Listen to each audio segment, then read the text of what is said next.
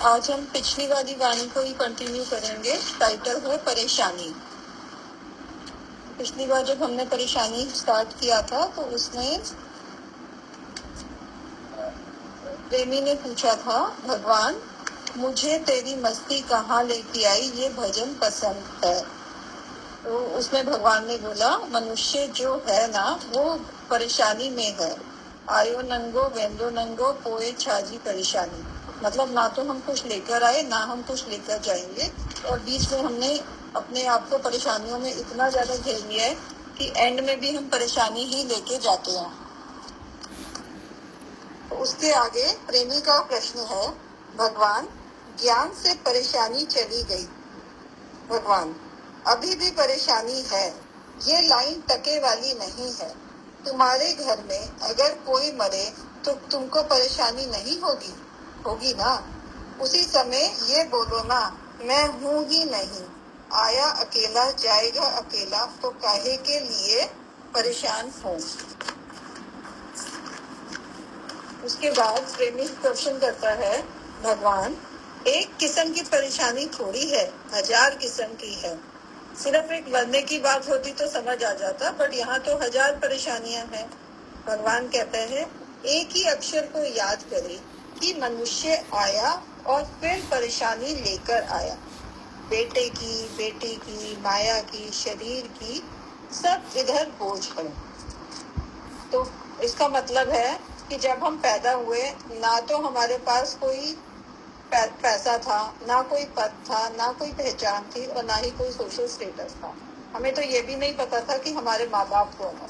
मतलब एक प्रोसेस है और प्रोसेस के थ्रू हम आए हैं। धीरे धीरे जैसे जैसे हम बड़े होते हैं वैसे वैसे हमारी सारी परेशानियां आती है। तो जिस टाइम हम पैदा होते हैं तो शायद हमारे पास कोई सोच भी नहीं होती है। वो धीरे धीरे हम बनाते हैं अपने कर्मों से, हमारे अंदर की अवस्था से, संस्कार से। तो जब हम मरते भी हैं तो आंतरिक अशांति लेके मरते हैं या शांति लेकर मरते हैं, ये हमारी पहली चीज, ये हमारी चॉइस है। और दूसरी चीज, हमें इसके लिए काम करना है। चाहते तो हम बहुत कुछ है, चाहते हैं तो सारे ये बिरला अंबानी बन जाए, लेकिन बनते नहीं है ना। क्यों? क्योंकि उसके लिए वो मेहनत नहीं होती है। दूसरी हमारी कर्म भी है, हमारे प्रारब्ध भी हैं। लेकिन अब हम जिस उसमें चल रहे हैं, मतलब हमें इतना टाइम हो गया वाणी सुनते हुए, तो क्या हमारी स्थिति ऐसी बनी है कि हम अब आंतरिक शांति की तरफ प्रोग्रेस कर रहे हैं? चाहे धीरे ही कर रहे हो, बट कर रहे हैं कि नहीं कर रहे हैं, वो हमको जरूर देखना पड़ेगा। तो जब हम बात परेशानी की करते हैं तो प्रेमी ने भी बोला कि भगवान एक किस्म की परेशानी थोड़ी है, 1000 किस्म की है। जिसका भगवान ने आंसर दिया कि एक ही अक्षर को याद करे कि मनुष्य आया और फिर परेशानी आई। बेटे की, बेटे की, माया की, शरीर की, सब इधर बोझ है। प्रेमी, भगवान परेशानी इच्छा और अज्ञान की वजह से है। भगवान कहते हैं, जब भी इच्छा हो गए या अज्ञान हो गए, मैं आपसे पूछते हैं काहे की परेशानी। एक ही अक्षर बोले ना, इच्छा मैं नहीं बोलते हैं, कुछ भी नहीं बोलते हैं, पर परेशानी काहे की उठा रहे हैं कि ये कभी सुधरेगा, ये कभी शादी करेगा। वो तो हुई टाइम की बात, पर मैं क्यों परेशानी लेकर मरूं। तो प्रेमी का क्वेश्चन है कि सिर्फ इच्छा और अज्ञान की वजह से ही परेशानी है। तो भगवान कह रहे हैं, इच्छा को मैं नहीं बोलता कि क्या इच्छा है या नहीं है और इस इच्छा पे हम क्या आगे करते हैं। लेकिन अगर कोई परेशानी उठा रहे हैं तो हम परेशानी उस चीज की उठा रहे हैं जिसका टाइम शायद अभी नहीं आया। जब टाइम आएगा वो काम तब हो जाएगा। लेकिन हम आज अपने आप को इतना ज्यादा व्यस्त करके रखते हैं परेशानी में, और हमें लगता है कि सब हम ही कर देंगे, हम परेशान होंगे और वो काम हो जाएगा। जबकि ऐसा होता नहीं है। काम तो तभी होता है जब होता है, और नहीं होना होता तो नहीं होता, चाहे आप परेशान होकर मरी जाओ। प्रेमी, भगवान परेशानी कोई ना कोई रूप लेके आती है। भगवान सब यही बोलते हैं कि कभी ना कभी कोई परेशानी है, पर आया खाली है, जाता खाली है, फिर परेशानी काहे के लिए लेके जाता है। तो भगवान कहते हैं कि जब सबको ये चीज पता है कि अकेले आए हैं और अकेले ही जाएंगे, खाली आए हैं खाली ही जाएंगे। तो बीच के इस प्रोसेस के अंदर जो हमने अपनी परेशानियों को बना रखा है ज्यादा से ज्यादा, और शायद एक कंपटीशन चल रहा है कि जिसकी जितनी परेशानी वो उतना ही शायद रिस्पॉन्सिबल है ना, हम उतने रिस्पॉन्सिबल है। एज अ मदर अगर मैं अपने बच्चे की बहुत चिंता करूंगी तो मैं सबसे ज्यादा अच्छी माँ हूँ, या किसी और रिलेशनशिप में भी सेम। तो अगर हम ऐसा नहीं करेंगे तो हमें लगता है कि ये तो बड़ा गलत हो जाएगा, है ना। और बीइंग फीमेल तो हमें ये भी लगता है, और जो पुरानी पिक्चरों में भी दिखाते थे कि female have to step back, मतलब सबको आगे बढ़ाने के लिए अगर एक लड़की है उसको शायद शादी के बाद काम भी छोड़ना पड़ता है, सो मेनी थिंग्स, कि इसलिए कि उसको बाकियों को आगे प्रोग्रेस करना है। बच्चे तो मेरे तभी अच्छे से रेज होंगे ना जब मैं अपना काम छोड़ दूंगी या मैं आगे नहीं बढ़ूंगी। तो अल्टीमेटली, और उस पूरे उसमें हम इतने अपने आप को परेशान करके इतना सुपर पावर समझते हैं कि हमने तो बहुत बड़ी चीज ले ली कि हम परेशान होना सीख गए। और जब हम छोटे होते हैं तो वही शायद परेशानियां हमारे माँ बाप ने ली होती है और हमें नहीं ली होती है, और यही प्रोसेस हम पीढ़ी दर पीढ़ी आगे पास ऑन करते जाते हैं। प्रेमी पूछते हैं, भगवान इसी दर पर परेशानी दूर होती है। भगवान, ये तो सच्ची बात है, हम ही बोलते हैं काहे की परेशानी। वो इधर छोड़ के जाते हैं तो भी जब भी अपने घर जाएगा तो मस्ती में जाएगा। मतलब अगर आप परेशानी को छोड़ेंगे तभी मस्ती आएगी, ये बात तो 16 आने सही है। तो लेकिन परेशानी एक ऐसी चीज है जो शायद हम बोल मुंह से देते हैं पर अल्टीमेटली छोड़ते नहीं हैं। हमें इतना प्यार है उस परेशानी से कि हम उसको नहीं छोड़ते। तो कभी कभी कहते हैं ना, मानसिक तनाव इस बात से नहीं होता है कि कोई घटना हुई, लेकिन हम उस घटना को याद कर करके उसको अटैचमेंट अपने साथ इतना लगा लेते हैं कि हम उसको छोड़ते ही नहीं हैं। तो यही भगवान ने बोला कि ये बात तो सच्ची है कि इस दर पे जब तुम परेशानी छोड़कर जाते हैं तभी अपने घर जाके मस्ती से जाएगा। प्रेमी, भगवान इधर आकर सब गोलियां छूट जाती है पर देह अध्यास नहीं छूटा है। भगवान, बड़े में बड़ी ये बात है, भली तुम लाख सत्संग करो, लाख गुण करो, ये करो वो करो, पर कुछ नहीं होगा। तो यहाँ कह के भगवान एक बार रुक गए कि वो कहते हैं यहाँ आकर गोलियां छूट जाती है पर देह अध्यास नहीं छूटती। देह अध्यास नहीं छूटती मतलब मेरा मैं पर नहीं जाता, मेरा अहंकार नहीं जाता। तो वो कहते हैं कि तुम लाख सत्संग करो, लाख गुरु गुरु करो, ये करो वो करो, पर कुछ नहीं होगा। फिर प्रेमी ने अगला क्वेश्चन किया, भगवान संसार में रहकर सास ससुर की मर्यादा कैसे करनी चाहिए। भगवान, सास ससुर इधर कहाँ से आया। सारा भजन बोलो, भजन चला ही दुनिया अथई फानी, मता करी तू नादानी, आयो नंगो जासी नंगो, फिर कहे की परेशानी। कल से मेरे को ये लाइन चल रही थी कि आए नंगे जाएंगे नंगे, तो परेशानी क्यों लेकर बैठे हो। इसकी चिंता उसकी चिंता, आया है दुनिया में सुख लेने के लिए या परेशानी लेने के लिए। कितनी चिंताएं करते हैं जैसे कि वो हमारी मदद करेंगे। तुमको ये भजन पसंद आया तो भगवान ने बात ही पूरी तरह घुमा दी। भगवान ने उसने क्वेश्चन किया कि सास ससुर की संसार में रहकर सास ससुर की मर्यादा कैसे करनी चाहिए। तो भगवान ने उस चीज को ही हटा दिया। भगवान ने बोला कि अब यहाँ पे सास ससुर बीच में कहाँ से आ गया। अगर तुम ये पूरा भजन सुनो, और इस भजन की लाइन यही है कि आए नंगे जाएंगे नंगे, फिर परेशानी क्यों लेकर बैठे हो। इसकी चिंता उसकी चिंता, आया है दुनिया में सुख लेने के लिए या परेशानी लेने के लिए। कितनी चिंताएं करते हैं जैसे कि वो हमारी मदद करेंगे। तुमको ये भजन पसंद आया। भगवान कह रहे हैं कि हर किसी की मर्यादा शायद ठीक हो जाएगी अगर हम इस चीज में रह जाएं कि हमें इस दुनिया से ना तो कुछ लेके जाना है, और बीच में जो इतनी सारी परेशानियां हमने अपने लिए खुद ही जन्म ले ली है ना। हम खुद ही ये सोच कर परेशानी है कि मेरी सास क्या बोलेगी और मेरा ससुर क्या बोलेगा। शायद वो सोच भी नहीं रहे होंगे इस बात को, लेकिन ये परेशानी हमने अपने अंदर डाली हुई है, और क्योंकि हमने अपने अंदर डाली हुई है तो फिर हम बहुत सारा परेशान है। और जब हम बहुत सारा परेशान है तो पिछली बार वाणी चली कि हमें फिर क्रोध आता है तो जब हमें क्रोध आता है तो फिर हम कुछ भी उटपटांग जो भी हमें समझ आता है वैसी हम हरकतें करते हैं, और फिर एंड में फिर कहते हैं कि मैं ही परेशान हूँ, मेरे से ज्यादा तो किसी की कोई परेशानी है ही नहीं। प्रेमी अगला क्वेश्चन पूछता है, भगवान ये मालूम भी है कि सत्य है, फिर भी परेशानी क्यों होती है? प्रेमी, भगवान ये मालूम भी है कि सत्य है, फिर भी परेशानी क्यों होती है? भगवान, काहे के लिए परेशानी करे कि ये कभी होगा, ये कभी पैदा होगा, कभी मरेगा, हमारा क्या जाता है? तुम भली लिख लियो कि काहे की परेशानी। तो इस पूरे उसमें जो ये पूरी परेशानी की वाणी चली, इसमें आई थिंक यही सबसे ज्यादा मेन चीज है कि हम अपनी सोच की वजह से परेशानी लेकर आते हैं। काम में जब होना है तब होना है, लेकिन हम परेशानी आज लेके बैठ जाते हैं और हमें लगता है क्योंकि हम परेशान हैं इसलिए वो काम हुआ, शायद हमें ऐसा लगता है, जबकि उसका आपस में कोई रिलेशनशिप है ही नहीं।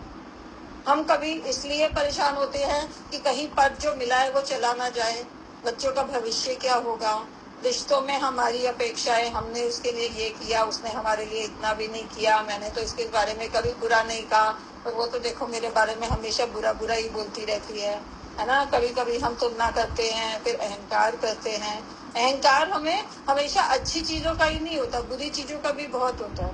बुरी चीजों का अहंकार जैसे कि मेरी तो किस्मत ही खराब है ना, मैंने तो कितना ही कर लिया, मैं तो इतना कुछ ही कर लेती हूँ, फिर भी मेरे साथ ऐसा ही होता है, भगवान हमेशा मुझे टेस्ट करते रहते हैं, मेरी परीक्षा लेते रहते हैं।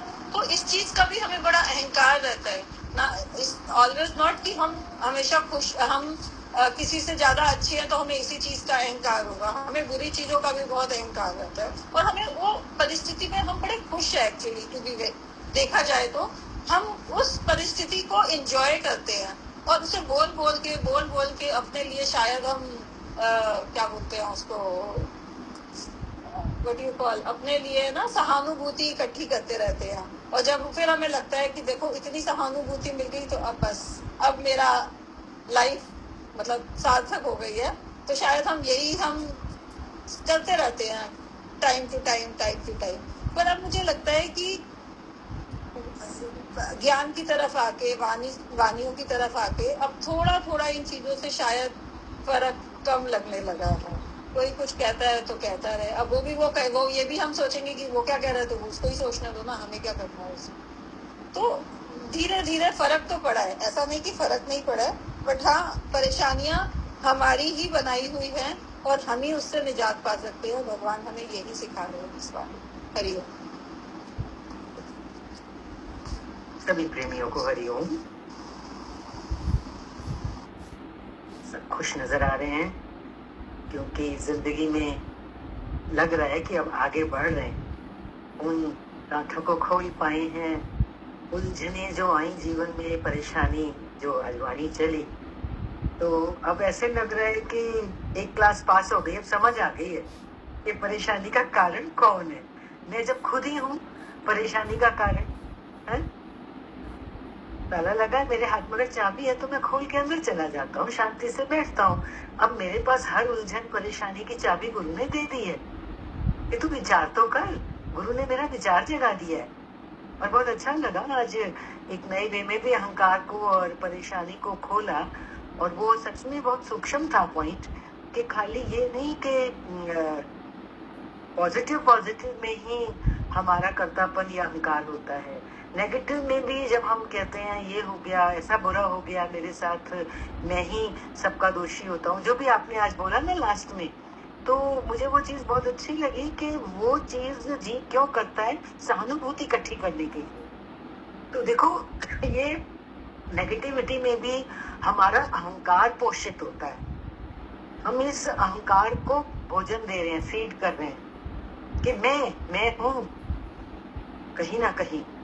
तो वाकई ही सारी परेशानी की वाणी के पीछे अगर हम पकड़े हैं तो जैसे योगी को भी ये लगा कि अहंकार ही है हमारा, और जो इधर मेरे को आ रहा था कि सारी परेशानियों के पीछे क्या है, एक हमारा कर्तापन ही तो है कोई काम नहीं हो पा रहा तो मैं अपने को जिम्मेवार ठहरा देता हूँ, तो वो मेरा कर्तव्य है कि मैं करूंगा तो होगा। जैसे बोला ना कि बच्चों का भविष्य या अपने परिवार की देखभाल मैं नहीं करूंगा तो नहीं होगा, ये क्या है? हमारे दिव्यानंद जी कहा करते थे, इस बात पे मुझे हमेशा उनका वचन याद आता है, तू मर के देख, तेरा संसार तेरे से ज्यादा अच्छा चलेगा। ऐसे डंके से बोलते थे, तू मर के देख। और वाकई कई जगहों पे जब देखते हैं कि घर का बहुत महत्वपूर्ण इंपॉर्टेंट मेंबर चला गया तो पीछे क्या रुक जाता है, पर ज्यादा कई बार अच्छा हो जाता है। पीछे बच्चे और रिस्पॉन्सिबिलिटी संभालते हैं, फैमिली और ज्यादा तरक्की कर लेती है, और ऐसा उन्होंने भी जीवन में दृष्टांत देके हमें बताया। तो बहुत अच्छा लगा कि ले देकर देखो भगवान के ज्ञान में आज क्या पकड़ के आ रहा है। चाहे तुम क्रोध पकड़ो, चाहे तुम परेशानी पकड़ो जीवन की, कहीं से भी उठाओ गुरु का वचन, उभर के तो हमारा अहंकार या हमारा कर्तापन ही आता है। तो हमें बहुत लाइफ में हर मोमेंट इतना अवेयर रहना है अपने इस कर्तापन से, जिसके पीछे मेरा अहंकार है, अहम बुद्धि है, मतलब देह बुद्धि है ना कि मैं ये हूं। तो ये बात मुझे इससे भी आ रही है आज कि ज्ञान किस बात का है?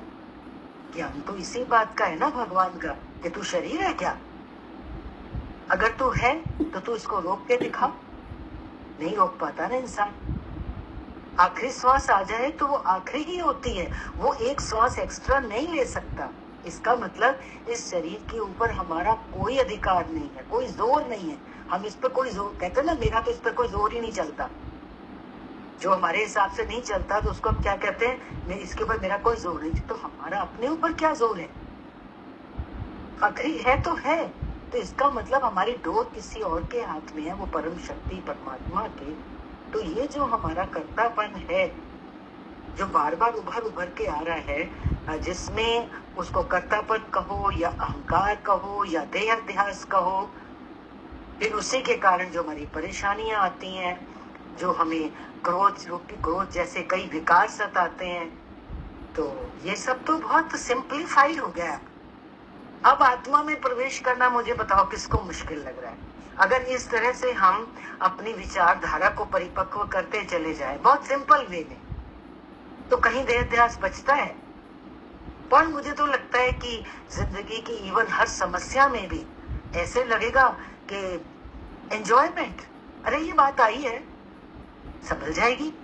जैसे ही हम ये कहेंगे संभल जाएगी, हो जाएगा, जो होना होगा वो हो जाएगा। परमात्मा को पता है, मेरे गुरु को पता है। कितने हल्के हम हो जाते हैं ये बात सोचते, क्योंकि हम करने यही आए थे। क्या करने आए थे? हम प्रभु के चरण में होने के लिए आए थे इस जीवन में।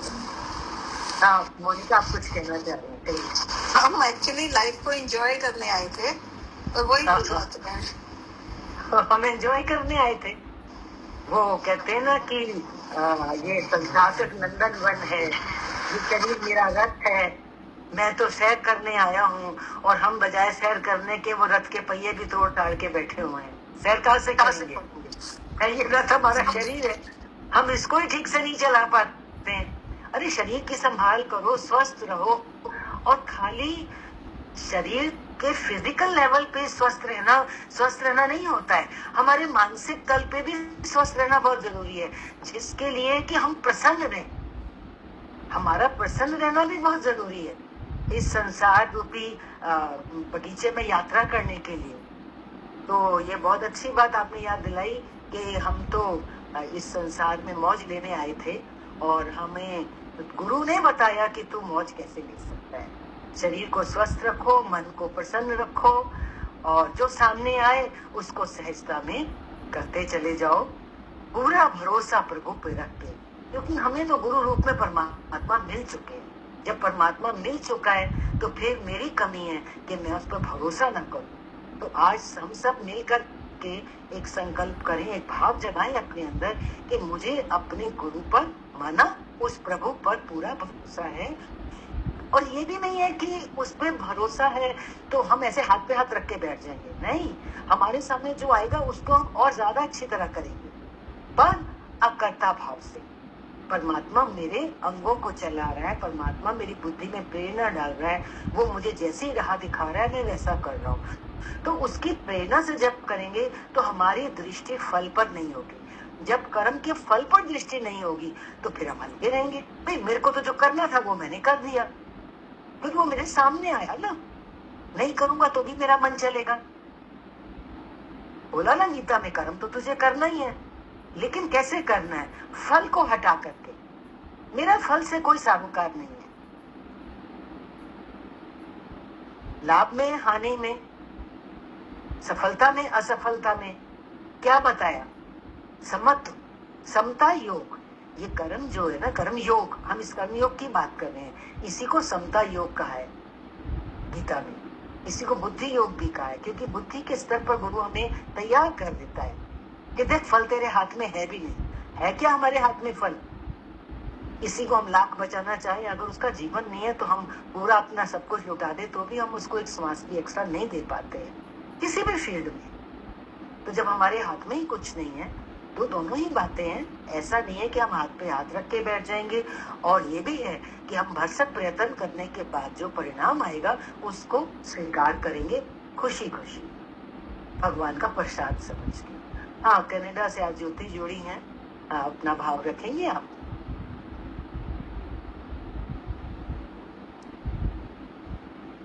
आपका माइक ऑफ है। आंटी जी एक वचन थोड़ा मेरे को भी आ रहा था, मैं बोलूं थोड़ा सा? आज जल्दी में बोलो बोलो। आंटी जी एक ना विचार अभी कुछ दिन पहले ही सुना कि ना एक आदमी ऐसे हाथ में चाय लेकर खड़ा था, तो साइड से कोई गुजरा और उसको जैसे कोहनी टकराई और चाय का कप गिर गया। ठीक है, तो बड़ा गुस्सा आया उसे। तो ना इस बात पे मतलब उन्होंने ये बोला कि क्योंकि हम ब्लेम दूसरे पे दिया कि देख उसने मेरी चाय गिरा दी, मेरे कपड़े गंदे हो गए, ये हो गया, सारा गुस्सा सारी भड़ास उस पे निकाली।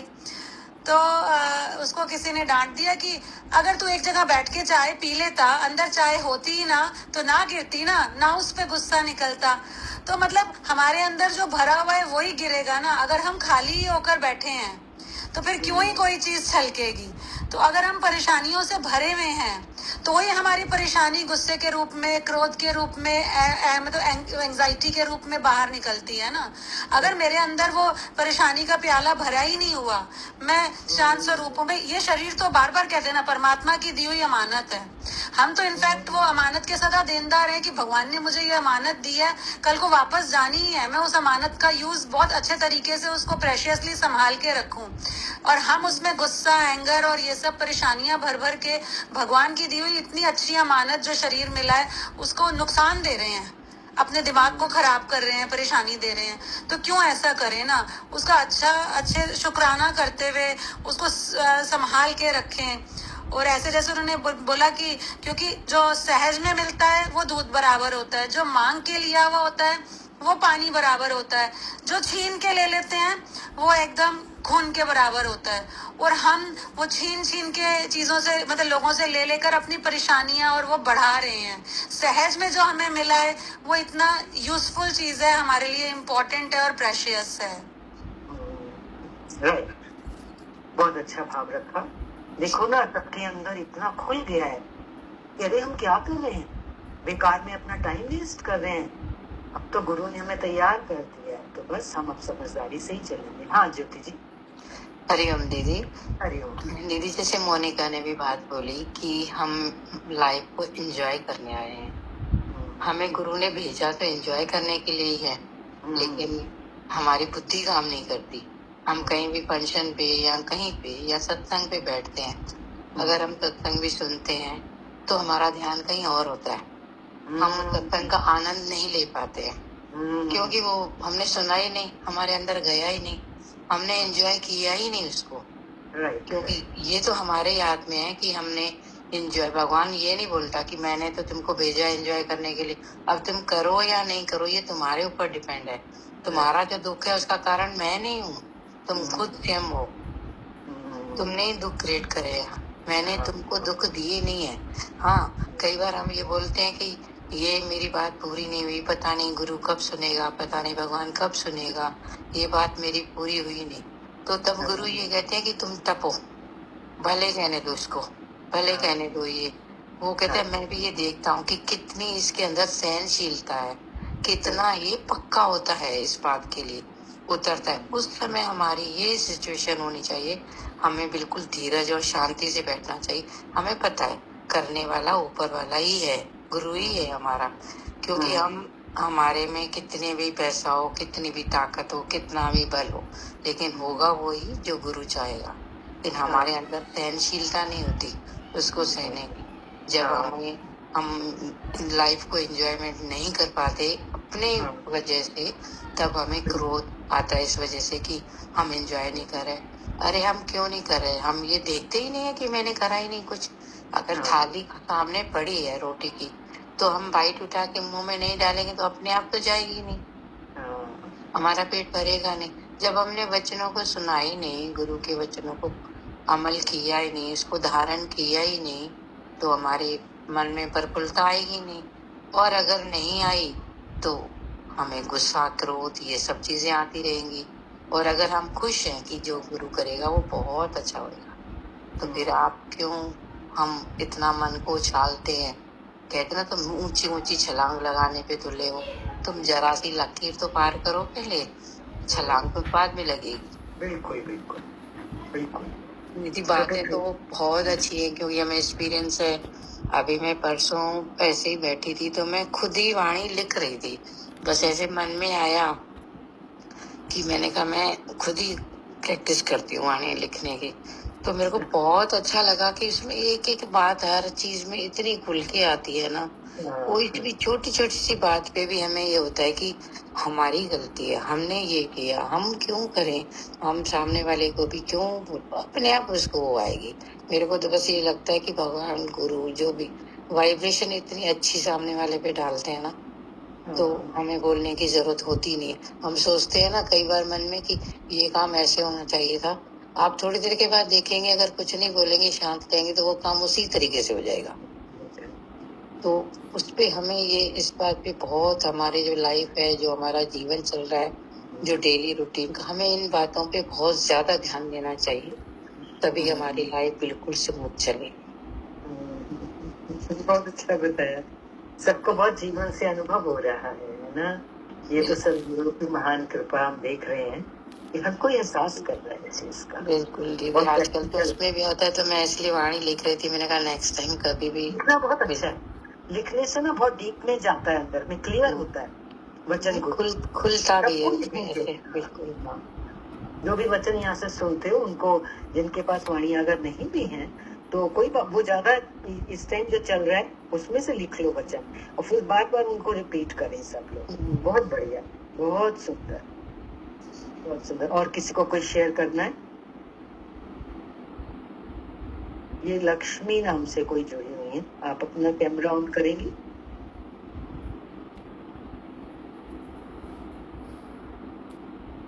मेरा योगी दर्शन।